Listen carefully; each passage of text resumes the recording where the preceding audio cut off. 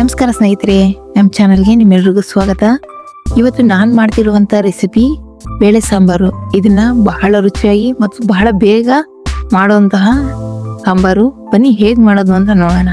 ಮೊದಲು ನಾನಿಲ್ಲಿ ಒಂದು ಕುಕ್ಕರ್ಗೆ 1 ಕಪ್ ತೊಗರಿ ಬೇಳೆ, 1 ಕಪ್ ಮೊಸರು ಬೇಳೆ ಹಾಗೂ ಅರ್ಧ ಕಪ್ ಹೆಸರು ಬೇಳೆ ಹಾಕೊಳ್ತಾ ಇದ್ದೀನಿ. ಈಗ ಇದನ್ನ ಚೆನ್ನಾಗಿ ತೊಳ್ಕೊಬೇಕು.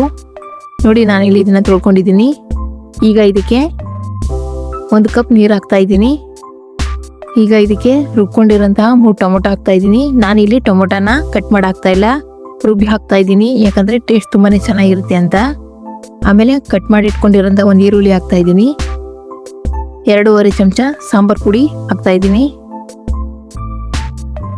ಈಗ ರುಚಿಗೆ ತಕ್ಕಷ್ಟು ಉಪ್ಪು ಹಾಕಿ ಇನ್ನೂ ಸ್ವಲ್ಪ ನೀರು ಹಾಕಿ, ಅಂದ್ರೆ ನಿಮಗೆ ಸಾಂಬಾರ್ ಯಾವ ರೀತಿ ಬೇಕು ಆ ರೀತಿ ನೀರನ್ನ ಹಾಕೊಳ್ಳಿ. ತೆಳ್ಳಗೆ ಬೇಕಾದ್ರೆ ನೀರು ಜಾಸ್ತಿ ಸೇರಿಸಿ, ಇಲ್ಲ ಗಟ್ಟಿಗೆ ಬೇಕಾದ್ರೆ ನೀರನ್ನ ಕಡಿಮೆ ಹಾಕೊಳ್ಳಿ. ಈಗ ಕುಕ್ಕರ್ ಮುಚ್ಚಳ ಮುಚ್ಚಿ 2 ವಿಷಲ್ ಕೂಗಿಸಿ.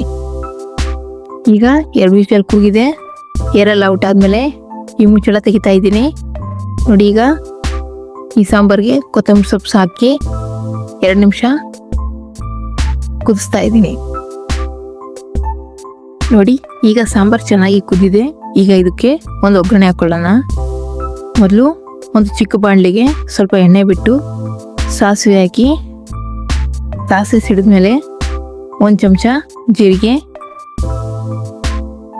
ಸ್ವಲ್ಪ ಕರಿಬೇವಿನ ಸೊಪ್ಪು, ಕಟ್ ಮಾಡಿ ಇಟ್ಕೊಂಡಿರೋಂಥ 1 ಈರುಳ್ಳಿ, 1 ಮೆಣಸಿನ್ಕಾಯಿ ಹಾಕಿ ಫ್ರೈ ಮಾಡಿ. ಚೆನ್ನಾಗಿ ಫ್ರೈ ಆದಮೇಲೆ ಇದನ್ನು ಸಾಂಬಾರ್ಗೆ ಹಾಕ್ಕೊಳ್ತಾ ಇದ್ದೀನಿ. ನೋಡಿದ್ರಲ್ಲ, ತುಂಬ ರುಚಿಯಾದಂತಹ ಸಾಂಬಾರ್ ರೆಡಿಯಾಗಿದೆ. ಈಗ ಇದನ್ನ ಬಿಸಿ ಅನ್ನದ ಜೊತೆ ಸರ್ವ್ ಮಾಡ್ತಾ ಇದ್ದೀನಿ.